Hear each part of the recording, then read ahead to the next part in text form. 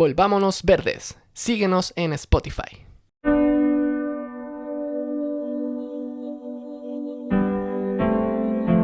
Si ayudas al mundo natural, el mundo se convierte en un mejor lugar para todos. Comprender el mundo natural y la forma en que funciona es de vital importancia. David Attenborough.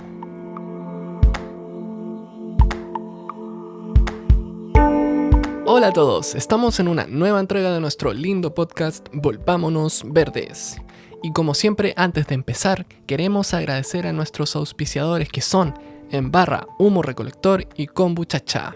Muchísimas gracias. En el episodio de hoy tenemos como invitados a Loreto Lagos y Rubén Espinosa.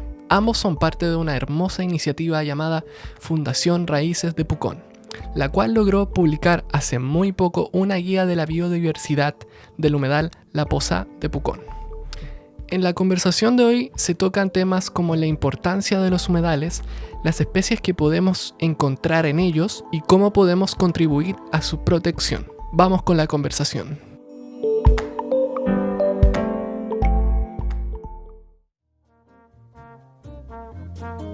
Estamos aquí con Fundación Raíces de Pucón, con Loreto Lagos y Rubén Espinosa. ¿Cómo están, chicos? Hola, bien, gracias. ¿Ustedes? Hola, bien, también, súper. Despertando.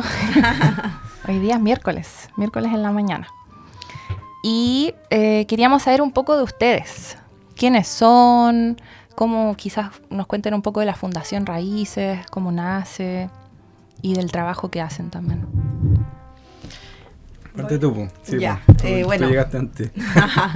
Mi nombre es Loreto Lagos y yo soy, puconina, nacida y criada, como se dice en esta zona, y desde siempre con una conexión importante con la naturaleza, desde el colegio, siempre ahí metida en las cosas ecológicas, ambientales, siempre tratando de ahí de aprender y hacer. Y bueno, historia larga, hecha corta, hace algunos años ya la situación del lago generó un contexto más crítico, se formalizó como por fin se reconoce el estado contaminado que tiene, y eso generó un movimiento importante que había estado muy dormido en la zona. Y justo en esos tiempos yo también regresé a la zona porque había estado fuera. Me encuentro con eso, con esa situación, y como yo había participado tanto en el colegio como en la universidad en entender un poco la situación de la cuenca, toda esta información que estaba ahí media guardada fue útil, empezamos a compartirla, a apoyar, y una cosa fue generando la otra. Y en el año 2019 nos reunimos un grupo de personas con intereses afines y formalizamos este espacio que es Fundación Raíces, con fines principalmente de conservación de flora, de fauna, y enfocados en los cuerpos de agua, sus ecosistemas, como ahí. Esa era como el motor central que ha ido teniendo toda su dinámica, como todo, pero bello. Y ahí en el camino Aparecí yo. Caí yo. Yo llegué, yo no soy nacido ni criado acá en Pucón, yo nací en Santiago y crecí en Santiago casi toda la vida en Santiago. Vengo del mundo de retail, auditoría principalmente, trabajaba en ese mundo, en una empresa grande, que no voy a nombrar, pero bien grande, nacional. Y me vine a Pucón con la expectativa y con el sueño de dejar ese mundo y dedicarme a lo que me gusta, a la fotografía. Yo partí en fotografía en el 2014 ya seriamente. Y llegué acá con proyectos relacionados con turismo, como la mayoría de la gente que se viene para acá. Y en el 2019 logré que en esa empresa me echaran. Logré que me echaran. Sí, porque fue conversado, fue consensuado. Porque yo llevaba bastante tiempo ya trabajando en esa empresa, entonces no me convenía decir chao jefe nomás. Entonces en el 2019 a mediados comencé con este proyecto de turismo que estaba gestando, y justo llegó el estallido social y ahí yo me volqué a la calle a sacar fotos, a las marchas, a cubrir todo eso que para mí era súper nuevo acá en Pucón. O sea, jamás me imaginé que en Pucón hubiese un movimiento social tan importante. que se adhirió al movimiento nacional. Para mí Pucón es la visión que tenía y que sigue teniendo mucha gente que no vive acá, que es todo cuico. Claro, todo La cuico. burbuja. Sí, un po, mundo perfecto. un mundo perfecto.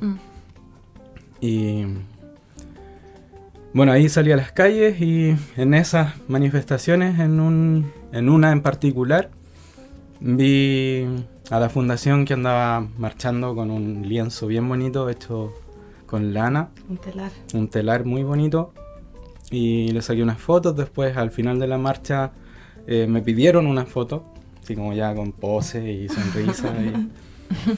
Y después me fui acercando a la Lolo, porque la Lolo también vendía unos bomboncitos, unas cocadas veganas. Y yo, siendo vegano hace mucho tiempo, dije, ¡oye, rico! Entonces en todas las marchas le compraba bombones y ahí empezamos a conversar, me empezaron a hablar de la fundación, de qué trataba. Y se conectaba mucho con mi proyecto personal, que era aportar desde el talento que fui adquiriendo con el tiempo, porque yo no estudié fotografía, pero soy muy cabezón en ese sentido, soy muy mateo y muy estructurado. Y dije, ya, yo apaño en lo que necesiten, cuenten conmigo. Tengo mi equipo y cuando necesiten hacer monitoreo, salidas, lo que sea, yo apaño en lo que sea. Y ahí comenzamos. Pues después, al año después, me enteré que la fundación nació en el 2019 como fundación. Entonces, Formal, claro. prácticamente estamos desde el inicio juntos, Sí. trabajando en todo lo que hacemos. Qué lindo. Y me imagino que han aprendido mucho en todo ese proceso, ¿no? De especies, de pájaros, de todo. Sí, como que mi misión ahí siempre es como ir abriendo esos ojos a la gente, porque yo creo que nos pasa mucho que el paisaje de esta zona es tan bello, que nos quedamos en el bello paisaje y no vemos los detalles. Entonces existe una gran falta de conocimiento, de vinculación a nivel nacional, yo creo, con nuestra biodiversidad. Pero acá, a pesar de que la gente se siente identificada con la naturaleza y que le gusta ir al cerro, al parque, al río, al lago, si tú le preguntas un poco más, es poco el conocimiento que manejan. Entonces a mí me gusta mucho como empezar a abrir esos ojitos y como a conectar, y ya después, no sé, el Rubén ahora es tan cabezón que muchas veces yo le pregunto, oye, ¿este qué es? Y el Rubén sabe. Yo soy bien mala para la memoria, nunca fui muy memoriona en mi vida. pero ahí ha sido bonito ese proceso de ir conectando y asombrando a la gente también, nosotros mismos, pero también a la gente que piensa que, no sé, la poza ya está tan destruida que no hay nada, y en realidad hay mucho, mucho. Y nosotros los conocimos, a ustedes me parece que fue cuando ustedes organizaron una salida ornitológica, un pajareo, Sí. y ahí fuimos nosotros y fue bacán. Big Day del año pasado. El en año octubre. pasado en La Poza. Que va gente y puede uno ir si conoce o no conoce, da lo mismo, y prestan binoculares y uno aprende. Claro. Sí, muy lindo. Sí, para mí el proceso de aprendizaje también pues, es algo que no termina, que sigue día a día, que como dice la Lolo, esa capacidad de asombro que tenemos y que la idea es que se traspase también a la comunidad, que no normalice todo lo que pasa día a día con las especies, porque yo creo que como seres humanos así crecemos, así nos adaptamos y así nos fundimos con el entorno en el cual estamos viviendo, observando. Y así fue mi método de aprendizaje también, observando mucho. El método de fotografía de fauna, sobre todo, requiere muchísima paciencia y mucha observación. Antes de sacar la cámara incluso y de disparar, requiere mucha observación, porque la idea es que la fotografía muestre en estado lo más natural posible al ser. Entonces hay que estar ahí un buen rato antes de sacar la cámara para que el ser se acostumbre a ti y siga haciendo su vida normal. O sea, aprendes de comportamiento. Absolutamente. De todo el comportamiento. Y luego, por lo menos así fue mi método, una vez que yo llegaba a casa y revisaba las fotos, ahí empezaba a buscar libros, a buscar en internet qué especie es, empezar a escucharlo, no sé, bajar aplicaciones que ayuden a eso, a identificación, vocalizaciones. Y nunca es tarde para aprender eso, porque uno cree que, ay, no, ya no lo aprendí. Y no, yo después, muy tarde en mis estudios me metí a un curso de ornitología y empecé a aprenderme los cantos y dije, yo nunca pensé que a esta edad uno puede aprender esas cosas. Siempre, toda la vida. Sí. Sí, el SEA también le interesó, se empezó, ahora sabe más que yo de pájaro y cualquiera puede. Sí. Sí. Bueno, y ya que los conocemos un poco más, queríamos entrar un poco en las problemáticas que hay en Pucón, y una de las más conocidas es la saturación del lago, ¿no? Que eso ya es conocido a nivel nacional, creo que fue uno de los primeros lagos en declararse saturado, ¿no? Es el primero, Sí. y se está haciendo el primer plan de descontaminación hídrico. Todos los que existen hasta el día de hoy son atmosféricos. Uh-huh.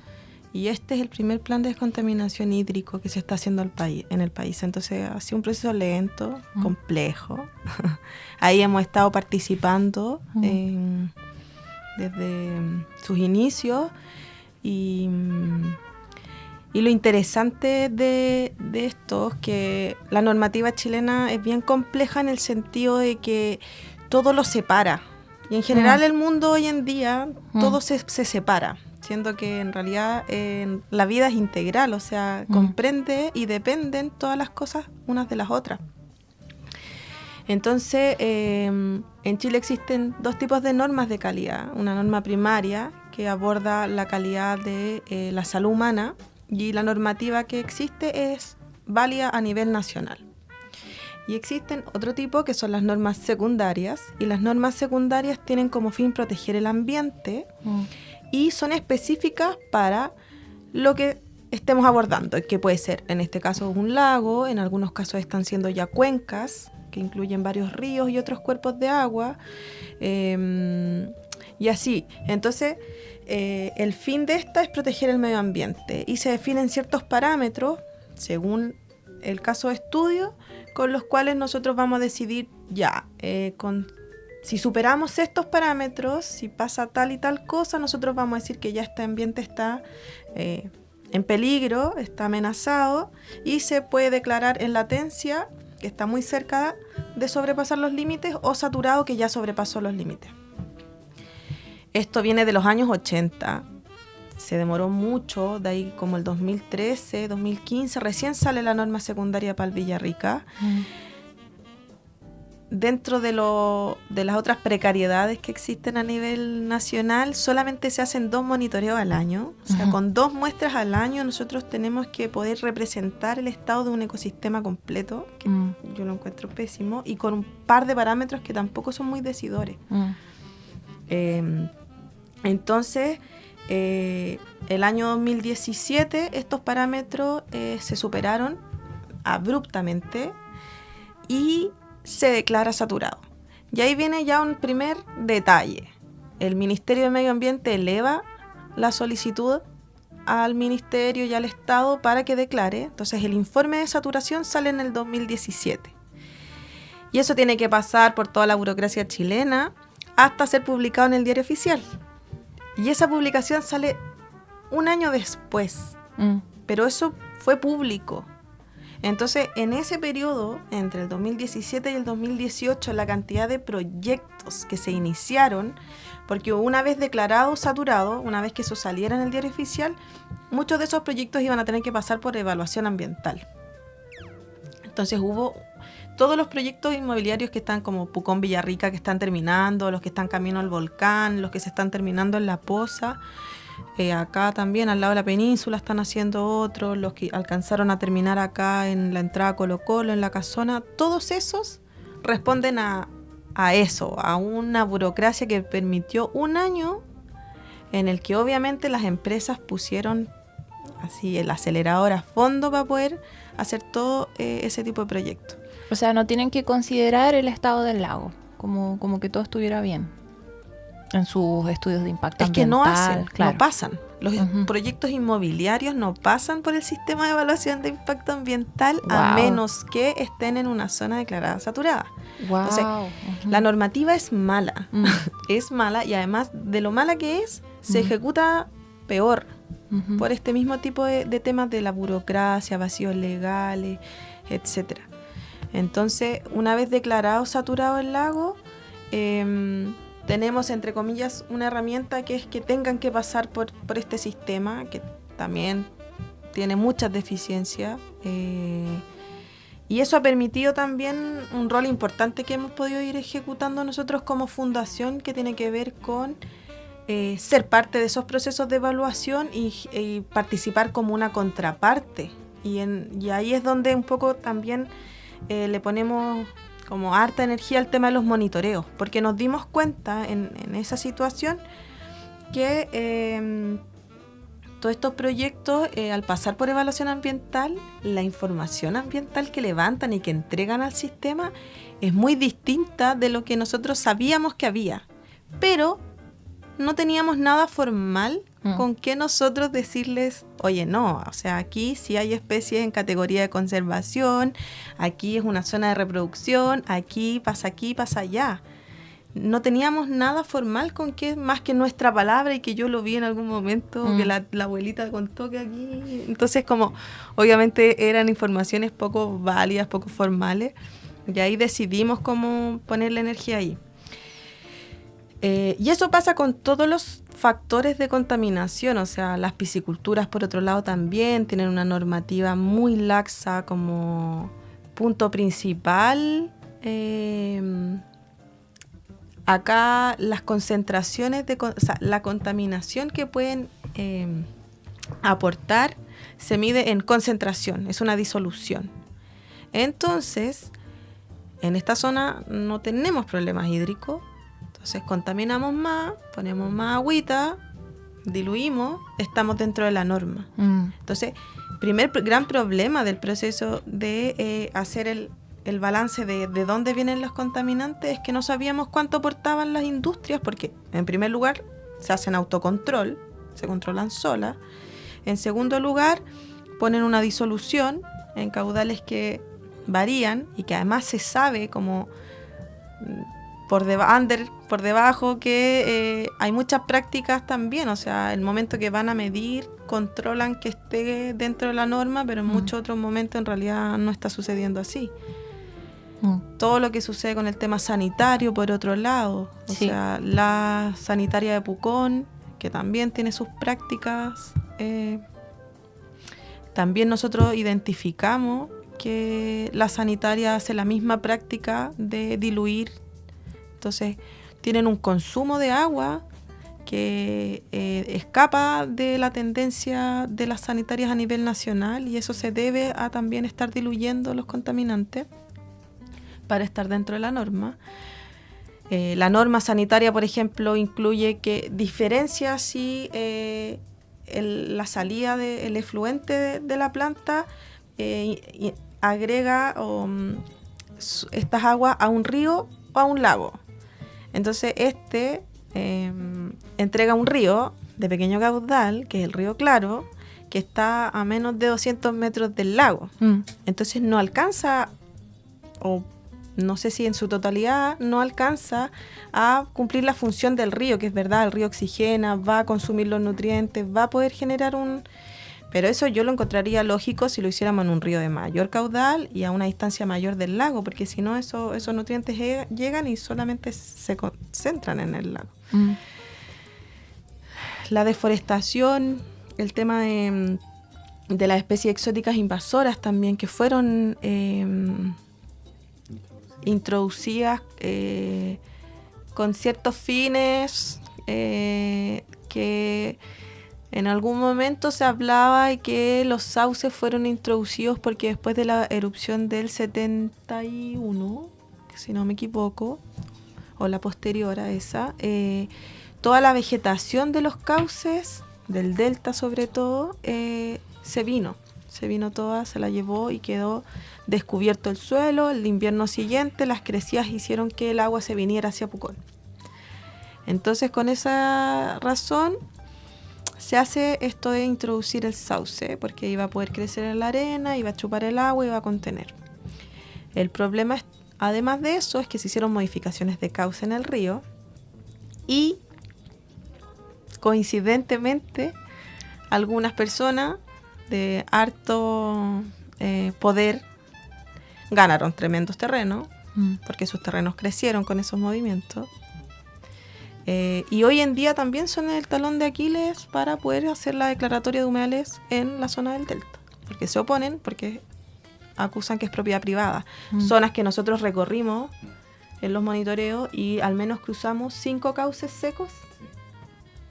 Sí. Es impresionante, o sea, son zonas... Entre el final de la playa grande, donde comienzan los sauces, hasta el delta del Plata, donde desemboca el Plata, hay un sector que... Se llama La Isla. Se llama La Isla y ahí hay un montón de cauces que nosotros cruzamos que estaban secos. Es decir, y secos. Grandes, no era que era un hilito que pasaba por la lluvia, o sea, eran cauces grandes. ¿Y están secos porque los desviaron o por qué? Claro, hay desvíos. Hay desvíos, hicieron obras hidráulicas en la zona de Quelhue, un poquito más abajo del puente. Entonces el río antes, el gran caudal bajaba derecho. Y hoy en día el cauce grande sale por el río Plata, como hacia el norte, hacia el lado derecho. Entonces eso hizo varios fenómenos interesantes de estudiar ahí. O sea, hay muchos factores, hay muchas cosas que están influyendo, por ejemplo, en la saturación del lago. Sí. La contaminación, las especies exóticas, bueno, hablábamos de las vegetales que son el sauce, la retama en las zonas un poco más altas, que también tiene ahí su incidencia. Pero también se olvida, es el gran olvidado y es un gran conflicto, para mí al menos, el tema de los peces introducidos para la pesca. También tienen un alto impacto en el desequilibrio del ambiente lacustre, porque estos peces grandes, ya que los peces nativos son peces pequeños, y por ser peces pequeños, de cuencas altas, aguas limpias, entonces estas aguas no permiten, por temperatura, por cantidad de nutrientes, el crecimiento de peces de gran tamaño. Entonces lo que hicieron fue introducir. Y estos peces de gran tamaño necesitan alimentarse y se alimentan de los peces pequeños que cumplen roles importantes dentro del ambiente. Como por ejemplo el puye, que es este pez pequeñito que antes se veía en la poza. Yo recuerdo haber estado en el muelle, unos cardúmenes así gigantes, hermosos, que uno los veía por horas. Hoy en día está muy disminuida la población y el diplodón, el chorito, que es esta especie que nosotros hemos estado también como levantando como una especie de bandera para la descontaminación del lago, para la restauración del equilibrio de esta cuenca, cumple un rol como biorremediador. Son filtradores, ¿cierto? Hay estudios que lo comprueban, o que lo recalcan. Y el diplodón tiene una fase larval, y esa fase larval es en el puye. ¿Que está como en relación al puye? ¿Crece en conjunto con él? ¿O? El diplodón tiene una fase en que es una larva, y esa larva vive parasitariamente en el puye, que es este pez Depende pequeño. de él. Claro, entonces si las poblaciones de puye disminuyen, por ende disminuyen las poblaciones de diplodón y estamos perdiendo una especie muy relevante en la retención o filtración de estos nutrientes. Que en el fondo lo que pasa con todas las introducciones de especies exóticas o invasoras es eso, pues que alteran a tal punto lo local o lo nativo que empiezan a bajar las poblaciones de nativos. Y así con el puye, con el diplodón. El puye también es alimento para muchas aves y así sucesivamente se va alterando toda la cadena trófica. Y para eso se necesita también mucha educación ambiental, porque la gente ve un árbol y dice, un árbol, pero no diferencia entre un árbol nativo y un árbol introducido, invasor. Claro. Por ejemplo, mira, los peces con interés para la pesca Tienen una normativa, tienen veda, hay inversión estatal, hay campañas, hay fiscalización, hay un montón de inversión del Estado en proteger especies exóticas de interés para la pesca, porque, bueno, lo cuantifican y genera turismo, genera empleo, genera, no sé, alimento. Progreso, desarrollo. Pero no se puede tomar con la misma proactividad, no se puede poner voluntad política en abordar esta problemática de la misma manera. Siempre en todos los espacios de participación referente al tema del lago, esta sensación de que haciendo lo mínimo, lo que está escrito como muy como a las migajas de lo que podemos hacer. Uh-huh. Como para todo lo demás, sí, porque es progreso, porque son números, porque no sé qué. Pero el área ambiental dentro del Estado... Es lo mínimo siempre. Siempre sí. A lo mínimo. Y eso, no sé, es terrible, la verdad. Y me pasa, por ejemplo, con el que existe sauce en esta zona. Entonces hay vegetación, nosotros vemos que hay vegetación, se ve verde, hay árboles, no está pelado, no está claro. Pero el sauce y una sola especie es muy distinta, son especies que pierden la hoja, son especies que no dan fruto, son especies que tienen solo un estrato. Uh-huh. Entonces hay un montón de funciones que no está cumpliendo esa vegetación, pues esa formación vegetal no cumple la misma que cumple el bosque nativo, con sus estratos, con sus frutos, con toda la diversidad y la riqueza, las flores que son súper necesarias para tantas otras especies.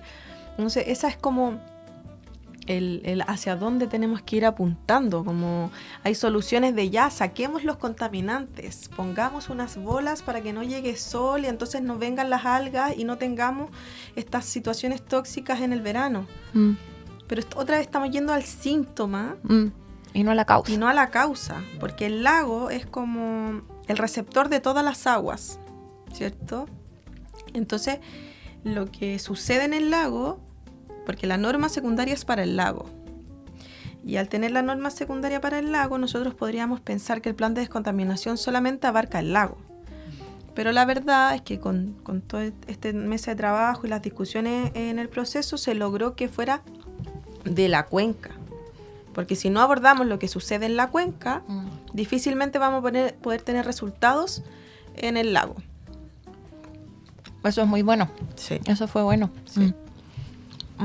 No sé si te tienes que acercar más al micrófono, ¿está bien así? No, está bien. Ya. Sí, tranquilo. Bueno, y parte de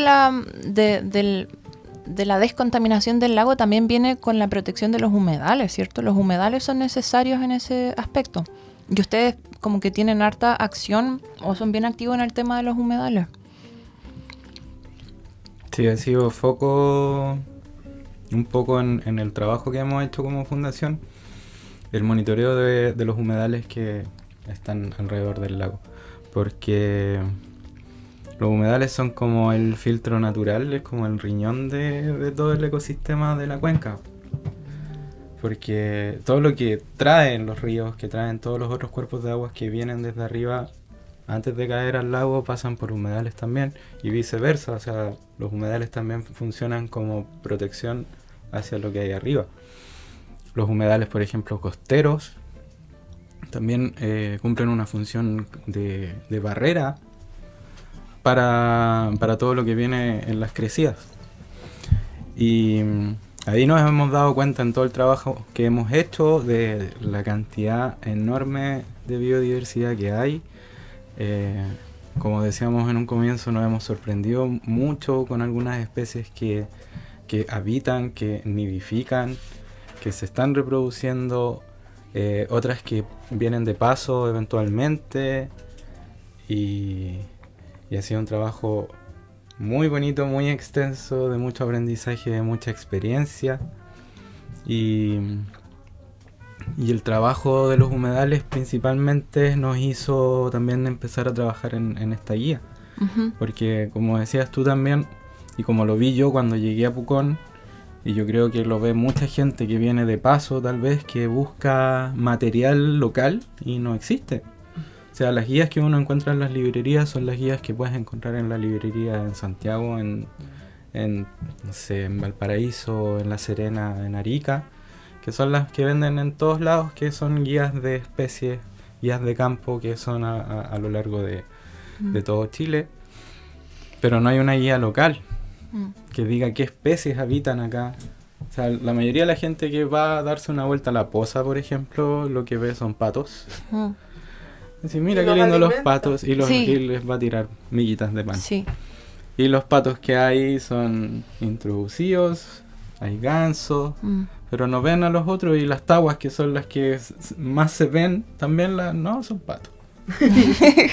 Son patos con patos un pico, raros. sí, patos más chicos, Sí. patos con el pico más corto amarillo. Y eso fue todo, o sea, no hay más información. Entonces también, desde ahí también nació esa necesidad de empezar a trabajar en algo local, de hacer un levantamiento de esa información y tratar de llegar de alguna forma a la comunidad. Y una pregunta, Ceci, antes de la guía, que yo quería que me dijeran como en sus palabras qué es un humedal, porque yo creo que mucha gente escucha humedal, porque ahora están como de moda también, por así decirlo. Pero ¿qué es un humedal, quizás? No es fácil definirlo tampoco. No es fácil. Yo he llegado en largas conversaciones a definir que el planeta entero es un humedal. Y que nosotros mismos, porque en alguna parte leí que un humedal es un ecosistema donde el agua cumple un rol relevante. Todo.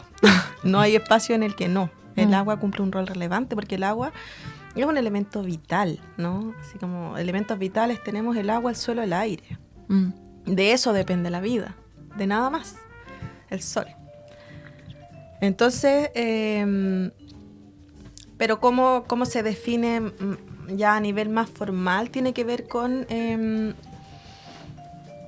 ecosistemas donde el agua cumple este rol relevante, pero puede estar en distintas formas, ¿no? Tenemos esta idea de que un humedal es un espejo de agua, con muchas veces junco, pero está compuesto de una diversidad de formas. O sea, podemos considerar un humedal un lugar que tiene agua permanentemente o estacionalmente. También lo podemos considerar un humedal. Podemos considerar como parte de humedal, por ejemplo, una pradera húmeda. También es un humedal, un mallín se llamaban acá. Podemos considerar un humedal un bosque sumergido, que se llaman gualbes o pitrantos.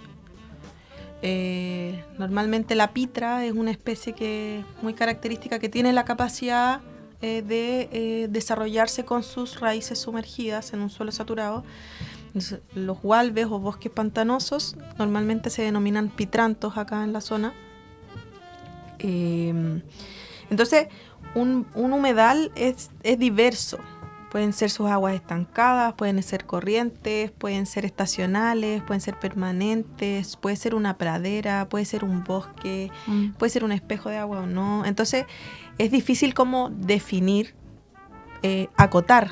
Creo que incluso la misión, que más que acotar, es ampliar a lo que nosotros conocemos como humedal. De hecho, la ribera del lago, toda la ribera del lago, hemos logrado que ingresa este proceso declaratorio de humedal a través de todo este trabajo que se va haciendo, las mesas de trabajo, reuniones para acá, para allá, porque cuesta el definir, comprobar cómo decimos nosotros que algo es o no humedal. Más aún con el nivel de degradación que existe hoy en día de los ecosistemas. No sé, existen algunos remanentes de humedales acá donde la gente mete ganado. Entonces se come a las especies, porque un parámetro como oficial para poder definir es la vegetación que crece en ambientes inundados o con mucha agua. Y esta vegetación muchas veces está dañada, o hay poca, o no está por la acción antrópica. O los rellenan también, ¿cierto? Claro, hay harto tema de relleno también. Sí, por ejemplo, de eso más cercano a lo que está acá al final de Colo Colo, en Bahía Pucón. Ese es un sector que la empresa dice que no es humedal. Y claramente es un humedal. teniendo en cuenta la definición y el concepto amplio que significa lo que es un humedal. Y nosotros creo que partimos ahí haciendo harto trabajo y ahí se ve ese daño que también influye con la presencia del humano. Claro. Hay especies ahí que pastan, entonces comen todos esos rebrotes Del junco principalmente. Y el daño de una máquina, o sea, una Sí. máquina en 24 horas Mm. desaparece un ecosistema Sí. que lleva ahí cientos Sí, eso de es- miles de años. Sí. Es terrible. Y después somos nosotros quienes tenemos que comprobar, no sé cómo, una Que había situación. Claro, Y la Poza también es un humedal, ¿no? claro, Sí. claro, por su condición también de bahía. Tiene la presencia de los juncos, que los juncos tienen un rol importante. Bueno, esos son totorales, nosotros los conocemos como junco. El junco esta que es más dura, esta otra, el totoral, que es el que crece en la poza. Y el totoral, en este caso, cumple un rol demasiado importante en la reproducción. ¿Ya? Hay especies que única y exclusivamente se reproducen en junco. Y esos juncales, cuentan las historias de por acá, que eran tan grandes y tan densos que los niños jugaban a caminar por los juncos. Entonces eran tan densos que eran capaces de sostener una persona encima. Hoy en día, ¿saben? O sea, nadie No lo hay intentaría. Nadie lo intentaría. Entonces, el papá de una amiga nos contaba que hemos ido conociendo gente también que nos permite el acceso muchas veces a zonas que son restringidas. Ahí todo ese tema ha sido igual un tema, el poder acceder. Por eso también los humedales y por eso las riberas. En el concepto del derecho privado que hay aquí en Chile, es difícil acceder a muchos lugares.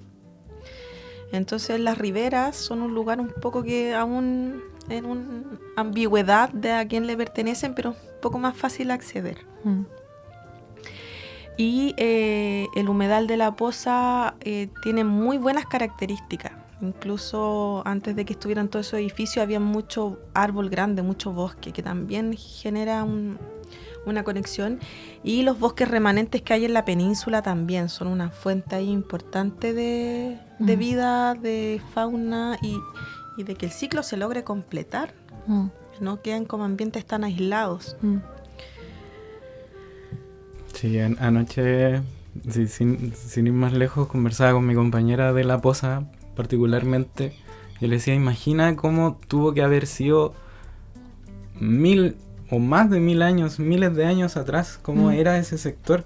O sea, me imagino que todos los totorales llegaban hasta quizás la misma punta de la península. Puede haber sido, no sé. ¿Cómo tiene que haber sido toda la vida que había ahí? Como el Tinquilco igual, pues bosque hasta el borde. Sí. Claro, bosque hasta el borde, junco y esa bahía era muy valiosa porque es grande y realmente se nota la diferencia, o sea, a cuando hay un temporal, todo ese tipo de situaciones, la Poza era relevante. Y suele ocurrir que los humedales también son juncos, son plantas que están en la orilla y mucha gente me imagino que lo ve y dice, esto hay que limpiarlo, ¿no? Aquí hay que limpiar porque yo quiero llegar a la orilla, quiero tener una playita.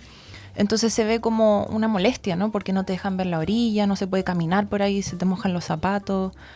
Así me lo imagino. Entonces una persona que no es bióloga ve un lugar que es como, aquí hay que limpiar, Un ¿no? pantano. Y justamente ese lugar es súper valioso porque ahí nidifican aves, hay biodiversidad, filtra el agua y todo lo que ustedes dicen.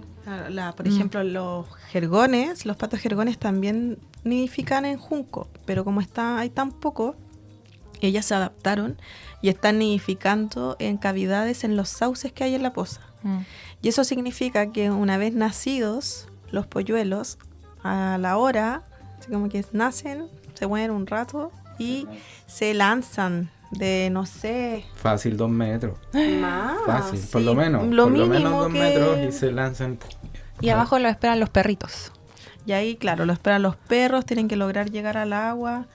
Sí, pues, entre perro, tiuque, Hemos visto como todas las también amenazas que hay. Pues. cuando la gente Camioneta. les va a dar a pan a los patos, las patas jergonas llevan a los polluelos y los exponen también. Pues los exponen a un ataque de una tagua, al ataque de un perro y a no aprender sus hábitos de alimentación que les corresponde. Y más encima es como un estacionamiento de lanchas. Toda esa zona, ¿cierto? Impresionante en el verano, que estaba lleno, era como una Horrible. carretera. Yo Sí. en verano desaparezco de la poza. Sí. Como muchos de los puconinos, en realidad, que no trabaja ahí en turismo o lo que sea, desaparecemos de la poza. O sea, vamos a De darnos Pucón. una... De Pucón también, incluso arrancando el taco y todo. Mm. Pero de vez en cuando vamos a ver el estado, pero se nota mucho. O sea, prácticamente nosotros estamos teniendo el mismo comportamiento que tienen las aves en la poza, porque las aves también en la poza, en la época estival, también desaparecen. También se van a refugiar Sí, porque sí. imagínate que estás viviendo entre medio de un estacionamiento. O sea, pasan motos de agua, vueltas locas. A pesar de que tienen un reglamento y que tienen que entrar con motor apagado, etcétera, etcétera, pero eso no pasa. Eso no pasa. O sea, nosotros lo vivimos en el monitoreo que hicimos del nido de tagua que se desprendió del juncal, del totoral, en las noches, porque pasamos ¿qué pasamos? El Navidad y Navidad estuvimos. hoy escuchamos un montón de cosas en la noche. Gente que salía de noche Sí, era un descontrol total. Yo Sí, creo que ahí fue ya no horrible. regía ninguna regla. Sí. Y la fiesta esa que se armó, otro ejemplo de la cantidad de lanchas y todo que había. Y no, no hay fiscalización, no hay una fiscalización real del lugar. Porque también colgándome un poco de lo que hablaba la Lolo de la legislación que hay en torno a... Lamentablemente la legislación nacional en cuanto a lo medioambiental está primero el capital. O sea, si no hay capital de por medio, si no hay un incremento de capital de por medio, la legislación no importa, no hay fiscalización. Por eso está tan en desmedro y tan de lado todo lo que tiene que ver con protección y conservación del medio ambiente, porque no genera...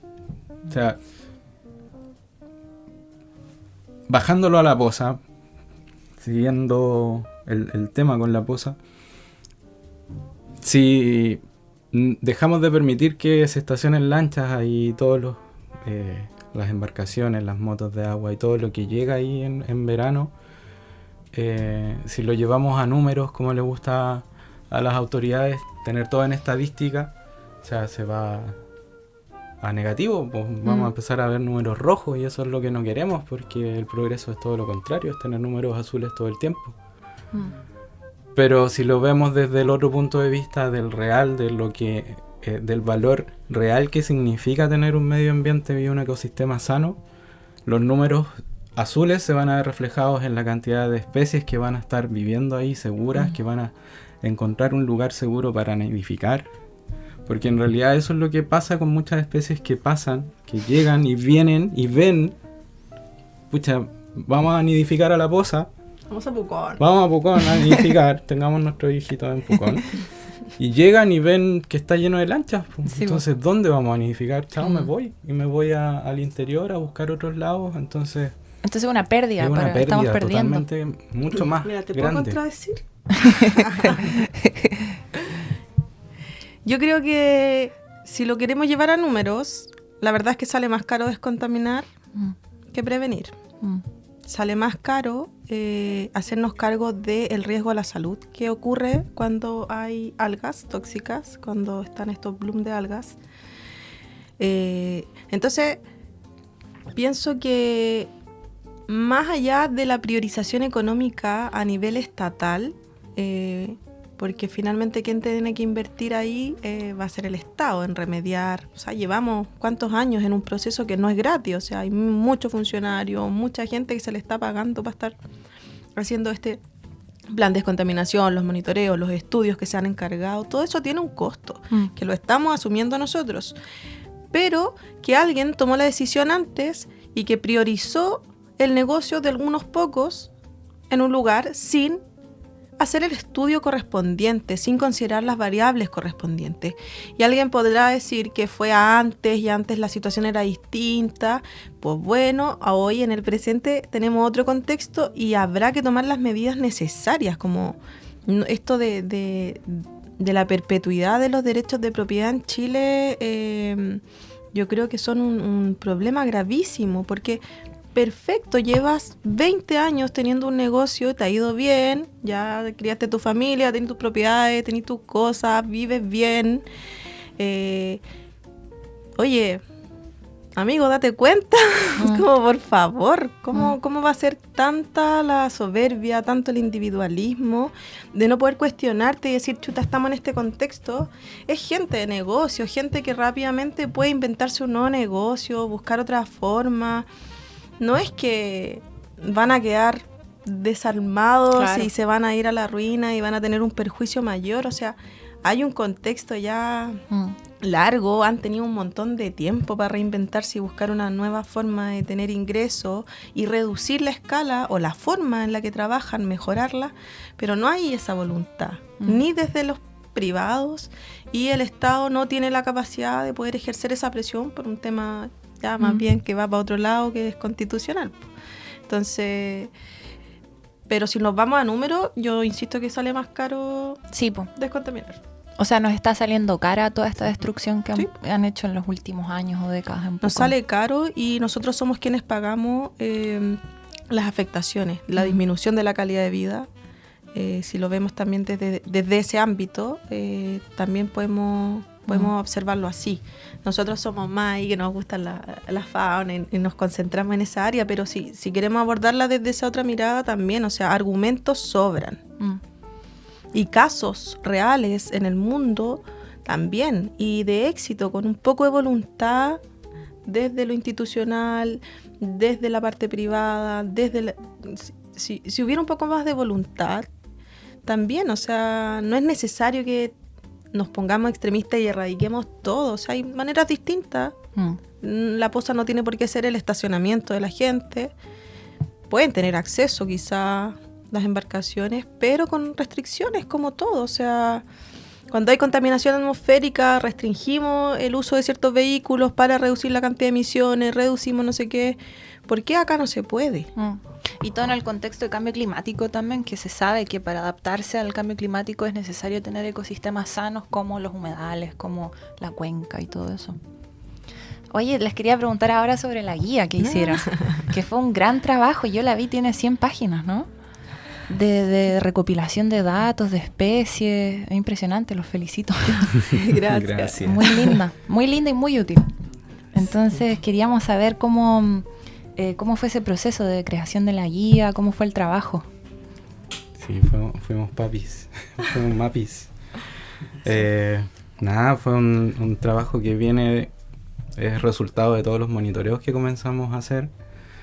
Un trabajo con muchísimo corazón, pusimos todo, sangre, sudor y lágrimas, chapuzones, piqueros, muchas experiencias, risas, el gualazo, muchas anécdotas detrás de eso que no están escritas en la guía, pero que quedan ahí latentes siempre. Fue un trabajo de ¿cuántos años ya? 2020. 2 años. Comenzamos a hacer toda la recopilación de información. Como te comentaba en un principio, también se fueron agregando nuevas especies, nuevos registros que fuimos recopilando a lo largo del tiempo, especies que no habíamos visto. Ese día que nos conocimos en el Big Day del año pasado, cuando encontramos al playero.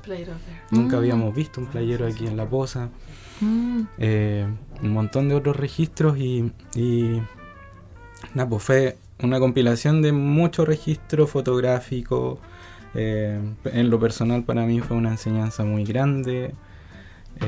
Aprender también a fotografiar otras especies, porque por ejemplo en flora el tipo de fotografía que se le hace a la flora es distinta, tiene que ser desde muchos ángulos para ver los detalles, para ver el contexto en el que crece, por debajo, por el lado, es totalmente distinto, ha sido una enseñanza muy grande para mí.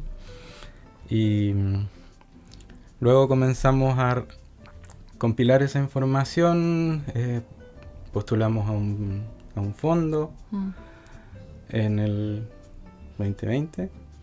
Claro, 2020 la Unidad de Medio Ambiente de la Municipalidad nos dio el pase para poder postular junto con ellos, porque como fundación nueva te piden experiencia para postular un fondo y ahí, bueno, hay un círculo vicioso bastante difícil de romper, en el que para postular algo tenés que demostrar experiencia, pero...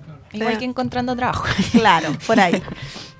Entonces se nos dio esta oportunidad, la tomamos, postulamos, armamos el proyecto, ahí se ideó la idea de o sea, ya nosotros habíamos identificado la necesidad de tener monitoreos formales y esta información que les contaba al principio para poder ser la contraparte y, bueno, el rescate, la vinculación. En Fundación Raíces participa don Gregorio, que es un botero de toda la vida, que tiene un conocimiento empírico tan bello, tanto conocimiento del territorio, que también para nosotros era importante ese rescate y tener los equipos necesarios para poder realizar todos estos monitoreos. Entonces, en el proyecto se bajaron algunos equipos, materiales, y el resultado era esta guía, que la idea era que fueran impresas, que hubiera de libre distribución, llegar a los colegios, hacer actividades referentes a eso para darle valor y vincular a la gente con la biodiversidad y el ecosistema. Bueno, toda la historia que contaba el Rubén acerca del trabajo, que fue hermoso, o sea, fue soñado. Sí, y se sorprendieron, ¿no? Encontraron especies que no pensaron que iban a ver. Sí, encontramos, bueno, rana chilena en la poza, que es una especie que está en peligro. El regreso del pidén. El pidén.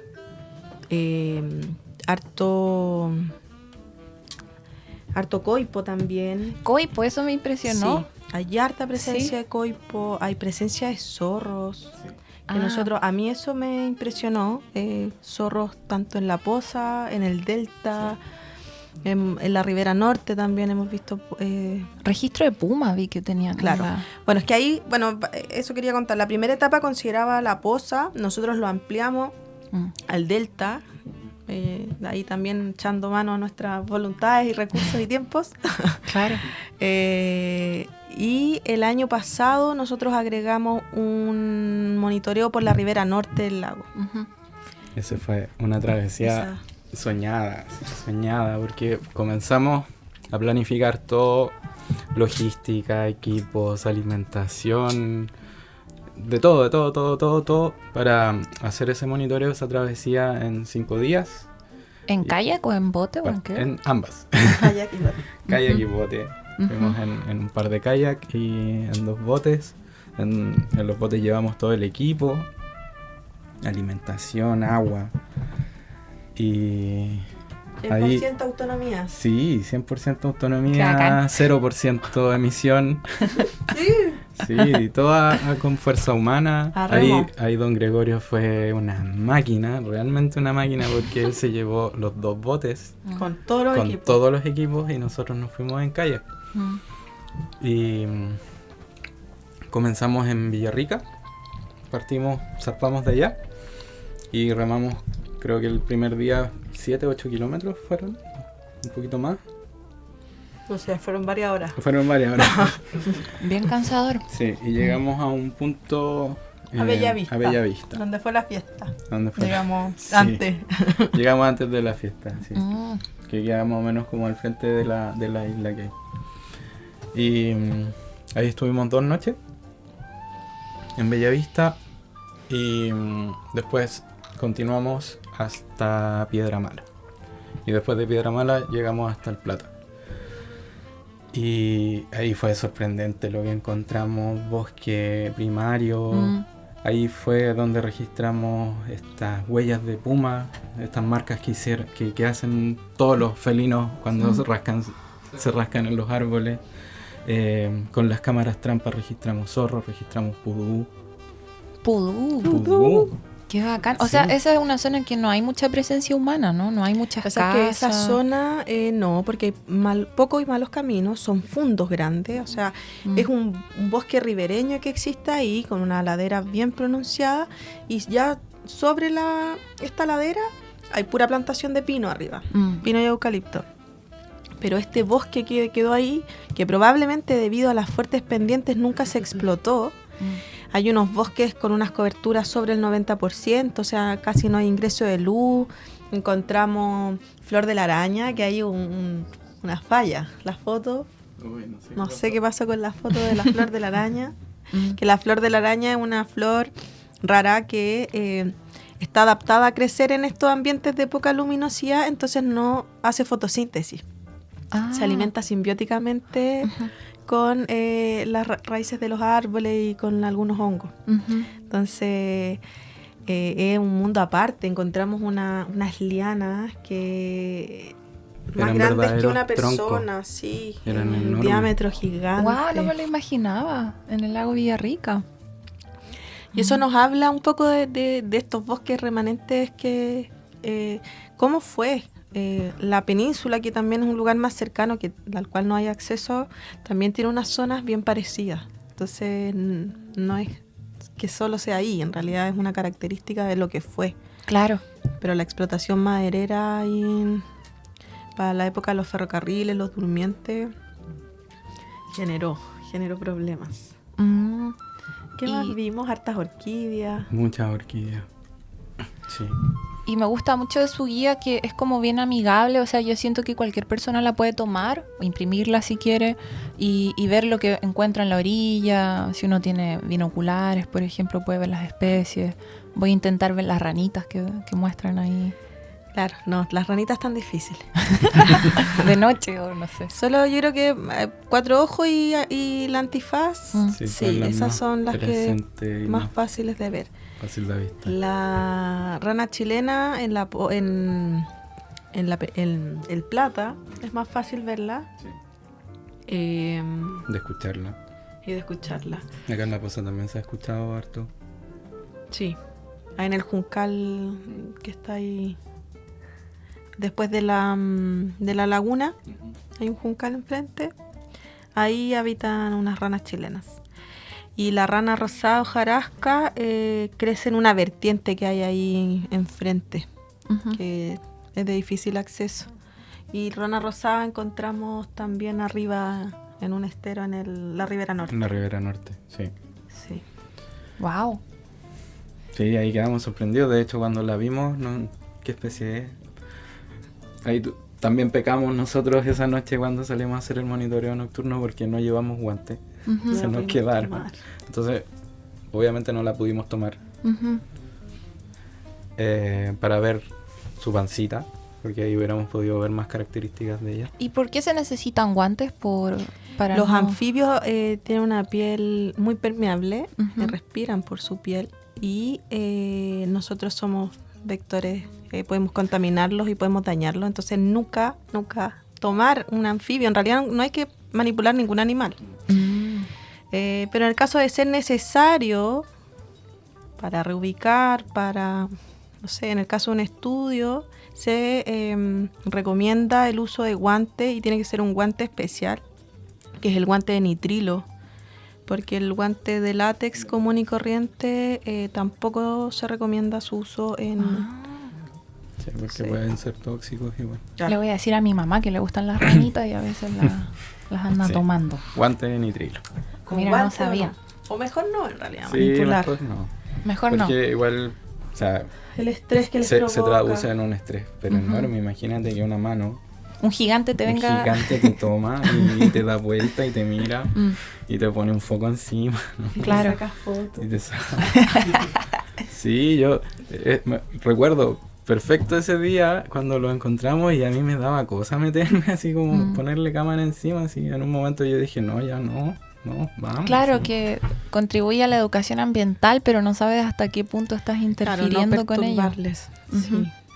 También, ahora me acordé del encuentro que tuvimos con el tucúquere. No, perdón, con el concón. Ah, sí, hay una foto, ¿cierto? Wow, oye, eso fue pero espeluznante, sí, fue hermoso.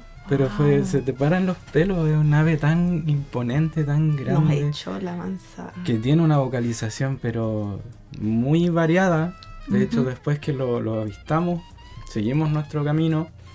Y en un momento me acuerdo que Gregorio dice, uy, se escucha que están matando a un tiuque. Y yo le dije, no, es otra vocalización del concón. ¡Wow! Tiene muchos tipos de vocalización. Nos siguió harto rato. Nos siguió y sí, nos echó, la verdad. ¿No? Así como, váyanse. Pero fue hermoso, o sea,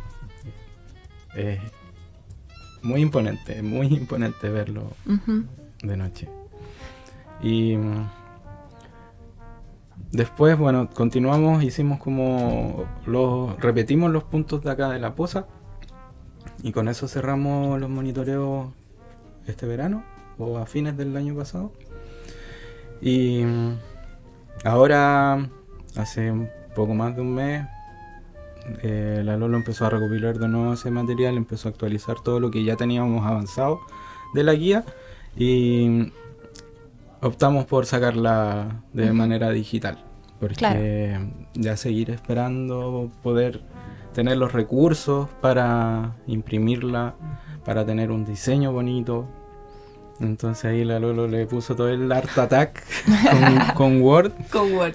Pero no se nota. Yo no me di cuenta. Tuvimos el apoyo también colaborativo con la portada. Sí, está hermosa. Las fotografías también son aportes colaborativos. Bueno, están las fotos que tomé yo, de Gabriel, que también pertenece a la fundación. Del Pierre. El Andy Charrier también nos colaboró con fotos, la señora Isabel, el Feña.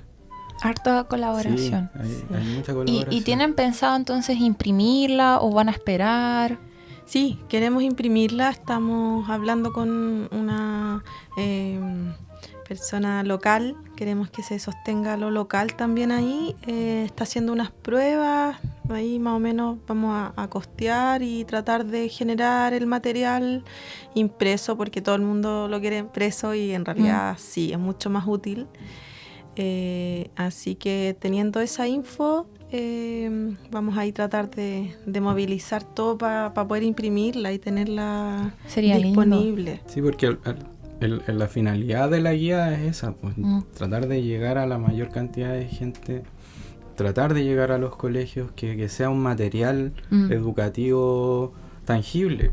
Que salir de acá de las pantallas. Sí, pues no es lo mismo con el celular. Y yo me imagino, sería muy lindo tenerla aquí en el École incluso, o en hostales, que a la gente que le gusta la naturaleza, que pueda usarla, ir a ver qué hay. No solo para niños, sino que para adultos también. Sí, y como dices tú, o sea, el lenguaje que se ocupa es muy fácil de entender. Intentamos mantener ahí esa línea, ¿no? De dar datos importantes, relevantes, pero también que fueran un lenguaje común, entendible, porque nosotros no somos académicos ni queremos hacer publicaciones científicas. Eso es la labor de los científicos. Nosotros, aunque podrían. Claro, en algún momento, quién sabe, pero la finalidad de esto es más bien el rescate, el vincular, el acercar, el educar. Entonces, y creo que ponen también los nombres en mapudunguno, ¿no? Sí, eso me gustó harto. Sí, los que pudimos recopilar, pusimos las voces en mapudunguno. Sí. Qué bacán. Oye, y aparte de la guía, también están con otros proyectos, ¿o no? Como fundación. Sí, pues ahí tenemos en gestación, todavía no da luz. Acostado, ha sido un parto muy difícil. Claro. El proyecto Diplodón. Que es un proyecto que lo visualizamos y una vez que se materialice va a ser hermoso también, porque va a contribuir con la educación de la comunidad y con la vinculación sobre todo, porque el proyecto Diplodón lo que busca principalmente es la vinculación de la comunidad con los medios ambientes, con los ecosistemas. Claro, el Diplodón es un centro ciudadano de ciencia lacustre. Exacto. Ese es su nombre completo. Ese es su nombre completo, nombre y apellido. Donde la idea es que esto que venimos haciendo nosotros sea un espacio abierto, sea una identidad local, donde siempre estemos saliendo a monitorear, siempre podamos estar tomando registros, siempre podamos estar observando, conociendo, y el observar y conocer nos va a permitir generar estrategias reales y concretas para abordar la situación local. Y eso lo venimos ahí gestando, dándole cariño hace harto rato. Postulando. Hemos postulado muchos fondos. A todos los fondos que salen. Es que no es fácil ganarse no. los fondos tampoco. No. Frustrante. Y tenemos colaboración y vínculos también con el Laboratorio de Limnología de la Universidad Austral, Ujú. con el doctor Stefan Wolf, que también él siempre está ahí en apoyo. Él también escribió un artículo ahí para la guía en cuanto al estado limnológico del lago. Y él también nos ofrece equipo, nos ofrece microscopio, nos ofrece asesoría, acompañamiento. Ellos tienen un laboratorio limnológico en Panguipulli y es fantástico. Yo cuando estudié también participé varias veces, fuimos, y es una experiencia, o sea, maravillosa el poder estar ahí, estudiar, ver la cantidad de vida que hay. Por eso la guía también incluye fitoplancton, zooplancton. Quisimos mostrar una pequeña parte, pero oye, hay una vida inmensa aquí que también nos sostiene. O sea, esa es la idea. Una enorme, sí.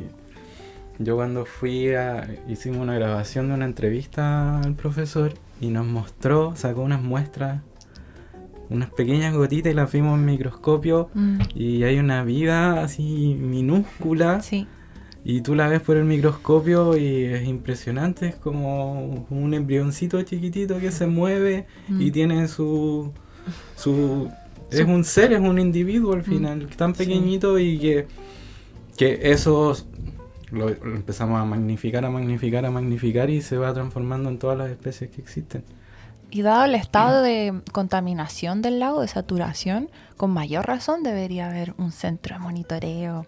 Claro, para la y que sea comunidad. integral, que aborde todas las áreas, ¿no? Tanto el fito y el zooplancton, las comunidades bentónicas, todo lo que vive en el fondo, y ahí entrarían, por ejemplo, los choritos, las pancoras, la fauna, los peces nativos, la condición de ellos, cómo... Creo que es importante mezclar la teoría con la práctica, si no son políticas y son estrategias y son tiempos y recursos mal gastados, mal invertidos, porque si no hay una comunidad que soporte esto detrás, todo se va a hacer a medias, todo se va a hacer al mínimo esfuerzo por cumplir. O sea, yo creo que reclamé todo el tiempo durante el proceso del plan de descontaminación, cómo con 2 monitoreos al año tú tienes la propiedad de decirme cómo se encuentra un cuerpo de agua. O sea, yo trato de ir todas las mañanas a caminar al lago y todos los días el lago está distinto. Claro. Todos los días han pasado cosas distintas. Entonces... Mínimo en cada estación del año, pues debería haber mínimo. ¿Cierto? Mínimo. Sí, mínimo, porque de una semana a otra ya puede cambiar todo. Y son súper dinámicas las estaciones y las condiciones también. O sea, ahora tuvimos 4 o 5 días de puelche y también, o sea, hubieron estragos en el... Y pasó este verano que no hubo bloom de algas, pues, ¿no? Como en años anteriores. No hubo bloom de la navaena, pero hubo bloom de diatomea, que fue en diciembre. Diciembre, todo el mes prácticamente, estuvimos con un bloom de diatomeas que se veían unas como cosas babosas, café, que se ponían muy hediondas y que después se ponen blancas. Entonces esos blancos es el residuo de sílice de las diatomeas y por eso es fácil reconocerla. Y la diatomea nos indica lo mismo que nos indica la navaena, o sea, nos indica un exceso de nutrientes, nos indica una baja de oxígeno, como que sí, el bloom, el verde, el que vemos que genera toxina, está identificado, pero que no haya habido este año fue porque las diatomeas se consumieron los nutrientes antes. Entonces y la temperatura no subió tanto para que hubiera este otro bloom de algas tóxicas. Con mayor razón hay que hacer más monitoreos, pues. Pero eso, como que quiero recalcar que el que no haya habido un bloom de ese tipo este año no significa que la condición del lago esté mejor. Claro, no como significa que esté limpio. Como algunos oportunistas andan diciendo por ahí. Sí. No, el lago sigue estando contaminado. Y me imagino que más que antes, que bueno, uno no lo sabe, no lo he medido, ¿no? Pero si dicen que hay más y más gente en Pucón, me imagino que no hay menos pisciculturas, ¿no? Hasta ahora, desde que se declaró saturado, no se han hecho muchas cosas. Por lógica humana, no podemos decir que está mejor, probablemente esté peor, ¿no? Sí, totalmente. Más gente, más baños, más aportes, como nuestro aporte natural, humano, individual, tiene que ver con nuestra caca y nuestro pipí. Que no podemos hacer nada al respecto. Sí, podemos manejarlo de manera Claro, distinta. sí. Sí, podemos hacer Pero tenemos esa mala costumbre de ocupar el agua para transportar. para transportar nuestra basura. Nuestros desechos, sí. Claro. Entonces, las pisciculturas han seguido funcionando. Incluso en algún momento se les aprobó el aumento de biomasa, de bastante, que eso, bueno, se logró detener. Pero claro, el contexto es difícil y sin la información necesaria, ¿cómo podemos aspirar a lograrlo? ¿Y cómo podemos seguir pensando en el desarrollo turístico si no nos estamos haciendo cargo de lo que soporta el turismo, que es nuestro entorno? Ya no nos vayamos al detalle, no nos vayamos nuestro entorno para que esté bien, esté sano y esté bello para que venga la gente, requiere de nuestro esfuerzo. Y mientras más tiempo dejemos pasar, más difícil va a ser. Claro, y el turismo depende de que el lago esté limpio, porque la gente viene por eso, para disfrutar el lago, la naturaleza. Y una pregunta que les quería hacer yo es que ¿qué le dirían a las personas, por ejemplo, que viven en Pucón, o al turista que viene? ¿De qué manera podemos aportar a la protección o a la conservación o a no contaminar el lago? Yo creo que principalmente todo. es mostrar interés real. O sea, si uno viene como turista, aunque sea ocasional, aunque sea por un par de días, haz el esfuerzo y averigua que, no sé, pues, por ejemplo, que las especies que hay en la poza no son patos. No son todos patos. Partiendo por ahí, si al final, en el fondo, y que es como la frase cliché que siempre se da vueltas por ahí, conocer para proteger. O sea, el mínimo esfuerzo para saber lo que estás visitando, las especies que hay en tu entorno, en el lugar que sea. O sea, acá estamos rodeados de un montón de biodiversidad en todas partes. En cada rinconcito de Pucón hay una biodiversidad increíble, una variedad enorme. Entonces, yo partiría por eso. Lo mínimo es averiguar, tratar de informarse un poquito más, de acceder a la guía. Leer la guía. Leer lea la la guía. guía. Está muy Vean la completa. guía. Todo ahí. Y está de libre acceso, o sea... Gratis, gracias. No hay que comprarla. No. Pero si quiere aportar, bienvenido sea. Bien. Sí. ¿Cómo accedo a la guía? La tenemos de momento en el Drive Sí. Hay un enlace que Hay un está enlace por ahí. para descargarla. En el Instagram ustedes tienen un enlace, ¿no? Sí, en el Instagram, en el Facebook, y también anda circulando el PDF por ahí, por los WhatsApp, los grupos. Y para quien no la pueda descargar desde el link, también siempre la posibilidad de escribirnos, dejarnos su número y se lo enviamos por WhatsApp, no cuesta nada. Y está ahí disponible totalmente, por ahora solo de manera digital. Esperemos que pronto... De manera física. Sí. O sea, ustedes son en el Instagram Fundación Raíces de Pucón, en Sí. Facebook también. Sí. Ok, y ahí podemos conseguir la guía. Sí, y el correo fundación.raicespucon@gmail. Bien. Hoy, qué gran aporte hacen ustedes a la educación ambiental. Experiencial, como dice un amigo nuestro. No sé si querían decir algo más. Algún mensaje. No sé si hablar del otro proyecto que está gestando de restauración. Eso también. Claro,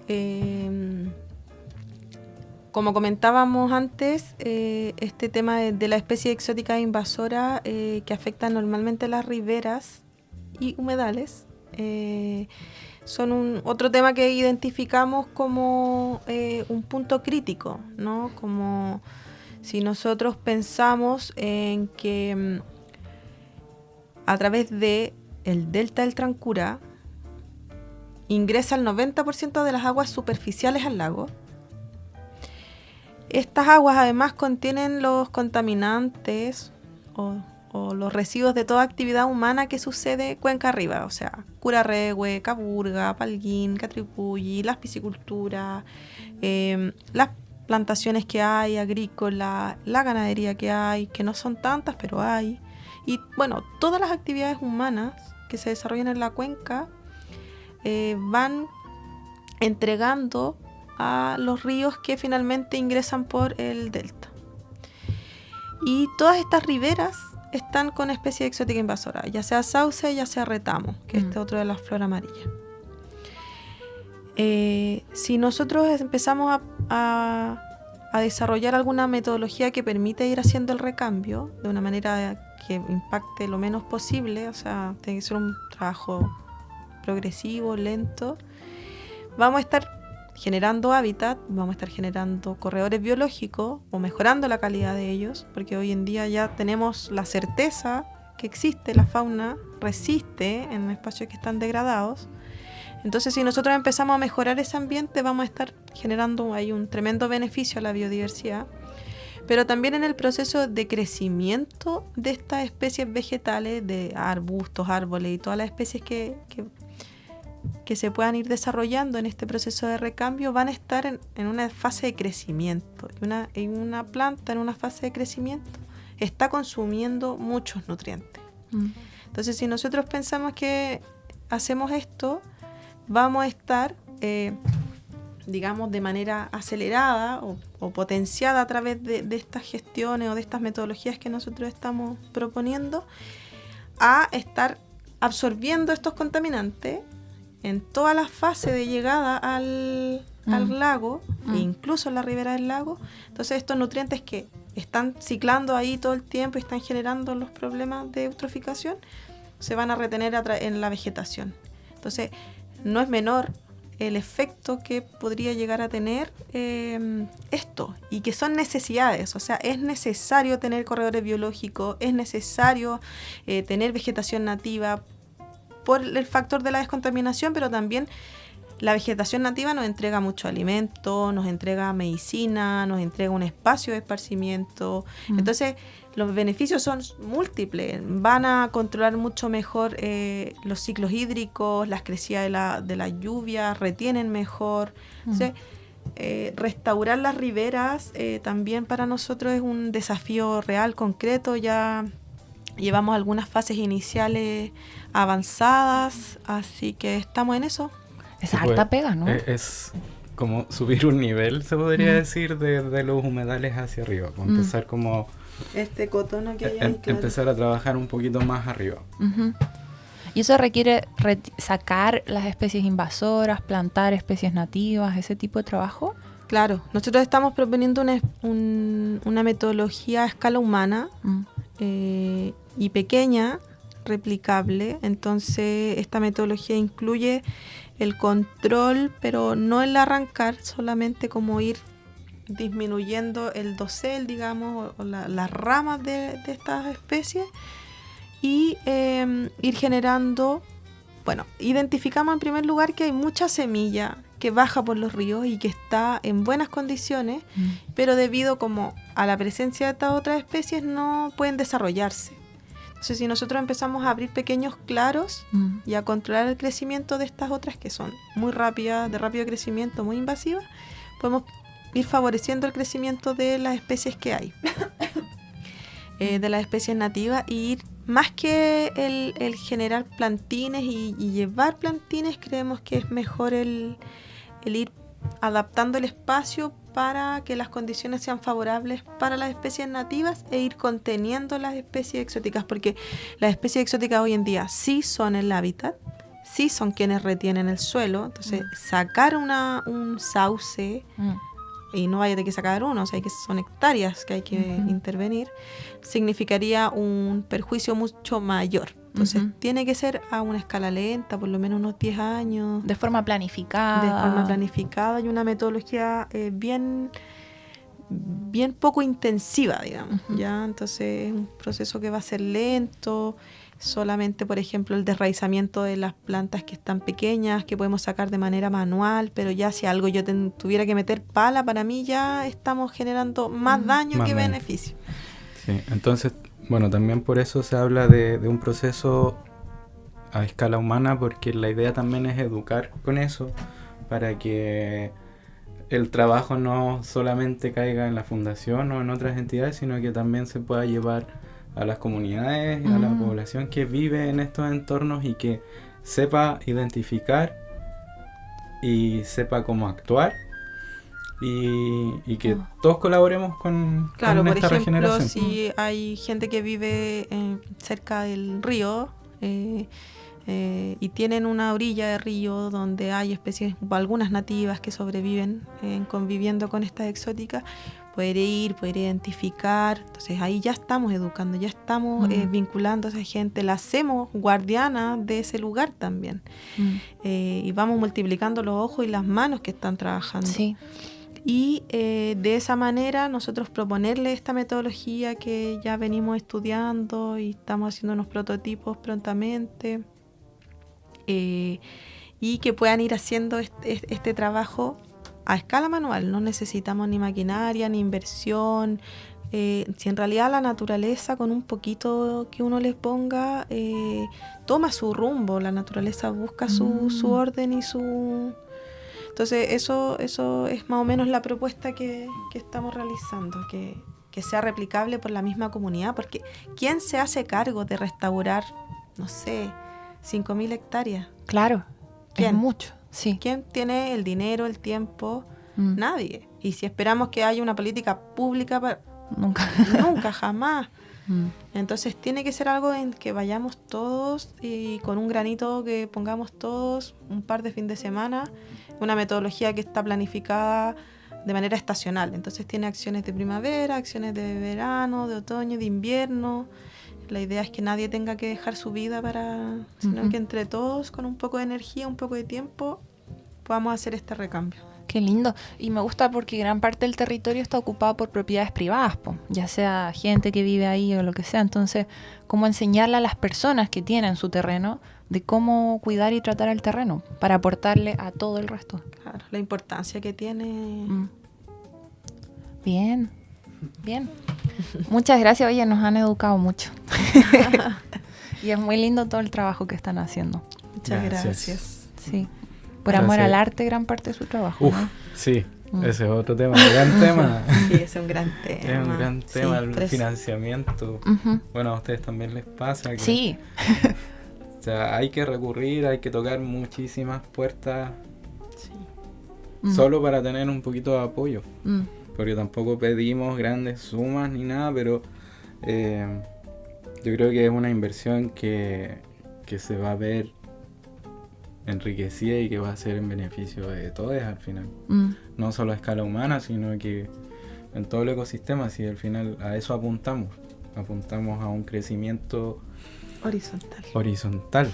O sea, si logramos que la cuenca se sane, vamos a sanar todos los que habitamos. Y después nuestros hijos y nietos y las futuras generaciones. Una inversión a larguísimo plazo. Y es como el trabajo que ustedes hacen, por ejemplo, es impagable. O sea, si tuvieras que medirlo en plata, deberían ser millonarios ustedes. Deberían ganar un sueldo. O sea, yo al menos creo que soy la más feliz de hacerlo. Pero claro, o sea, hay costos asociados que muchas veces nos toca asumir a nosotros mismos. Y de eso, por eso también es que vamos pasito a pasito, lento. Porque también hay que hacer la vida, hay que trabajar para subsistir, hay que estar en todas. Pero bueno, la idea es lograr que estos pasitos nos vayan permitiendo firmarnos, poder tener más manos, poder tener más recursos, poder tener este espacio. El Diplodón creemos que también vendría como a tener esto más concreto, un espacio dónde tener los equipos, dónde muchas veces estamos, que guarda tú allá, que guarda, que préstame. Yo para terminar la guía, imagínate, tuve que pedirle un computador a mi hermano porque mi computador ya no podía con tantas fotos, con las fotos, imagínate las fotos del Rubén que son pesadísimas. Y las mandaba a escala no imprimible, las mandaba a escala web, que son mucho más livianas que la foto original, entonces. Qué buena. El equipo también fotográfico, o sea, no es barato.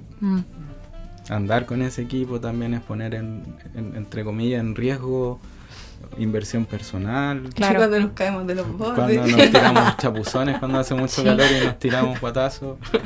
Claro. Sí, ahí hay una anécdota muy graciosa. Íbamos, creo que fue en el primer monitoreo, segundo, no sé, pero fue en la primera etapa. Íbamos llegando a orillas en el bote y yo iba con la cámara aquí colgando y me bajé del bote para ayudar a tirarlo a la orilla, sacarlo del agua y pisé mal, me resbalé y el bote con las olas, porque había oleaje ese día, se me va encima y yo quedé colgando con el bote encima mío, el bote estaba pasando por encima mío y la cámara aquí colgando y yo, por favor, la cámara, y agarré la cámara, me agarré con una mano del bote. La cámara, yo estoy bien. Gregorio pensó que me había fracturado, que el bote me había quebrado la pierna y yo pensaba, la cámara. De hecho fue ese día cuando hicimos el registro del coipo. ¿Sí? Fue ese mismo día. Esa foto que hay en la guía del coipo que se le ve así como sola la parte superficial de la cabecita. Fue ese mismo día que casi... Claro, y esas fotos no se pueden perder. No, la pierna de lo mismo. Bueno, oye, hay mucho, se podría seguir hablando mucho porque hay muchos temas que hablar. Y está súper interesante todo lo que hacen. Pero ya, yo creo que ya terminamos. Se acabó el agua del mate. No, siempre podemos hacer más conversaciones en otra vez. Agradecido de la invitación. Una invitación que ya veníamos hace tiempo tramitando hace rato. Y quisimos aprovechar el lanzamiento de la guía para hacer esto concreto. Sí. Y siempre que hagan otros proyectos distintos, los podemos invitar y pueden hablar de ellos. Muchas gracias. Y si necesitan manos humanas, cuerpo, ¿cómo se dice? Trabajo, fuerza física, vamos nosotros, voluntariado, a lo que necesiten. Muchas gracias, sí. Esperamos pronto estar abriendo convocatorias. Estábamos, la pandemia y eso un poco nos dejó medio escuálidos. Así que ahora reordenando para lo mismo, para poder abrir y reactivar los pajareos, las actividades. Así que pronto igual van a estar saliendo invitaciones, convocatorias. Bien.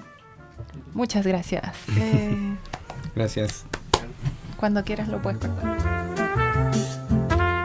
Como equipo del Volvámonos Verdes sugerimos echarle un vistazo a la guía de biodiversidad del humedal de Upucón, para que de esta manera podamos conocer mejor nuestro entorno. Pueden encontrar esta guía tanto en el Instagram como en el Facebook de la Fundación Raíces de Pucón. Dejamos el link para descargarla en la descripción de este episodio.